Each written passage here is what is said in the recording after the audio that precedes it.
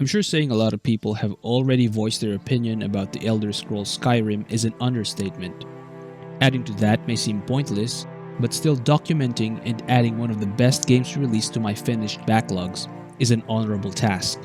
It's been what, 9 or 10 years already since Skyrim released, and people are still making videos about it, are still talking about it.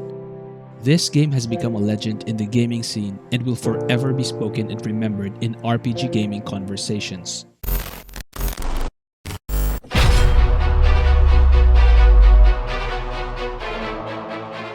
I'm still here to voice my own, because I played it when it first came out, did the main story and a few side quests, read some of the books scattered in the game world, but did not understand most of it in my first playthrough. This time I really want to have a better connection in the world of Nirn, Tamriel, to Skyrim. So I read most of the books and googled some lore and terms I did not understand. The Elder Scrolls world has developed and evolved over time and has had more and more stories and history added to it. The previous games became part of its history. Major events from past games shaped the world of how it is in Elder Scrolls' most recent timeline, Skyrim. That's another thing I would love to experience playing Skyrim. I'm pretty sure more Elder Scrolls games will come out, and experiencing and being a part of its history is a great honor. For sure, my character exploits and achievements in Skyrim will have its place in Tamriel's history and timeline, and these can be viewed in future games of the franchise. Maybe my exploits will be added to in-game books. Maybe my exploits in Skyrim will be in future dialogues of NPCs people talk to. Or the NPCs or people I talk to will be heroes and legends in history books of the future games. There is so much lore in Elder Scrolls that books are scattered all around the game world, and that alone can take up so much of your time. But at the same time, because of this, walking the land of Skyrim gives you a better connection to it.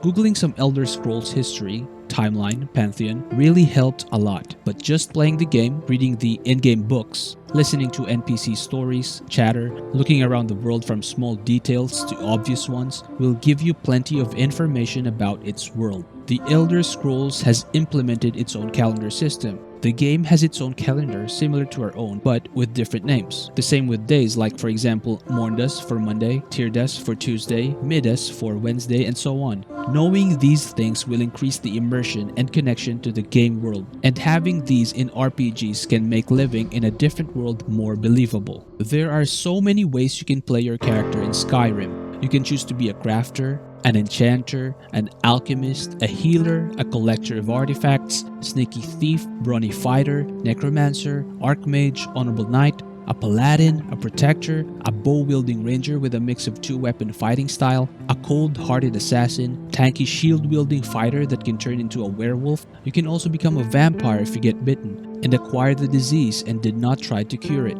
Becoming a vampire introduces a lot of new ways to play the game, like having new abilities, being stronger during the night, and depending on your exploits, some NPC dialogue change to properly address you to who or what you are. The list goes on, and there's just tons of ways you can choose to play the game and build your character. You're not limited to a few builds from a class you choose to be. You invent what you want to be. That's one of the many beauties of Skyrim. Oh, and you can also acquire many different artifacts and powers, like being able to summon a dragon or a Daedra, which adds to some epic battles. Now, when it comes to the battle system, I'll be blunt. I'm not a fan of Skyrim's battle system, but I don't dislike it. Enemies don't usually flinch even when I hit them with a melee attack. But when a kill animation takes place as I deliver the death blow, I can feel the impact of my melee hits. Though it's fairly simple, you're still able to mix and match all sorts of playstyles with it because of its flexibility. The varied monsters and enemies in Skyrim are not just there for you to kill and level up. They all have their unique backstories, why they exist, how they became what they are, or why they appear in certain areas. Though I must admit that there are times when I feel the game's age. For example, there's only a handful of people in each town or city. A whole city with just a handful of people feels unrealistic. But the game is probably limited by the technology used at the time.